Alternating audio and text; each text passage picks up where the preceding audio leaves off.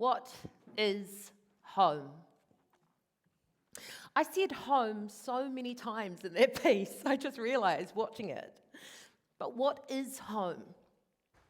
That's like the question that defines my life. I feel like when I meet St. Peter at the gate, he is going to ask me that question before I'm allowed to go anywhere. You know, when I was asked to speak as part of this panel about Fijians of the world and the untold stories of those who left Fiji's shores, it was like a direct hit to my heart. I've struggled with it now more than I think I did then, 7 years ago when I filmed that, because I feel like I come across as like happy Nicole. She's a happy actor, mother, daughter, Fijian-looking woman with the thickest Kiwi accent we've ever heard. I mean, the comments on Facebook about my accent, talking about nasty comments, like she can't be Fijian, listen to that accent. So why now is that struggle really still happening to me more now than it was then?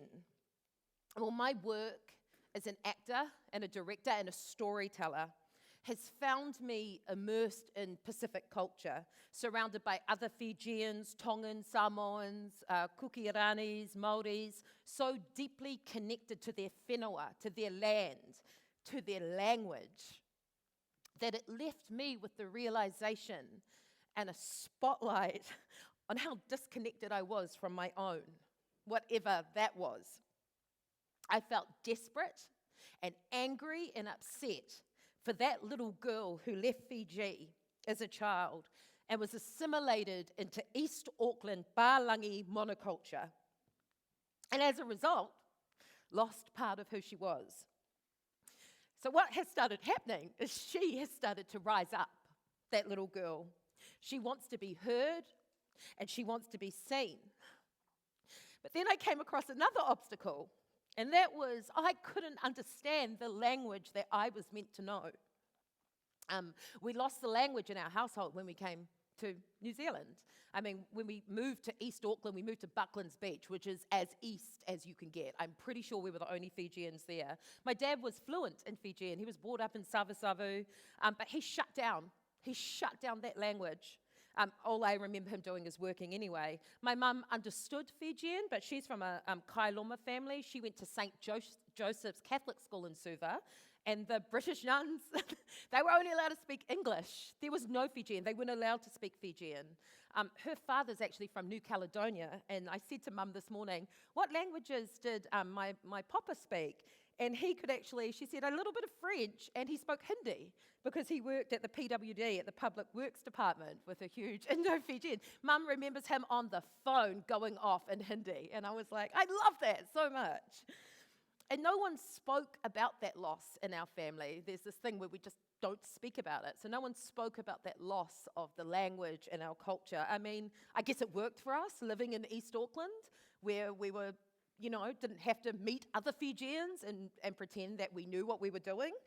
But being an actor and having quite a loud voice, I was always in a position to speak up, and I've always tried to make the most of it when I can. And I think right now in my life, that's coming at me from all kind of places. So I was asked to direct on a feature film, which was going to shoot around 8 Pacific Islands, including Fiji. And my sister and I were asked to come in and direct and co-write the Fijian vignette, which freaked us out. We were like, who are we to tell the story? So we could only tell our authentic truth, which was telling the story of those little girls who left, who were part of the diaspora, and the floodgates opened.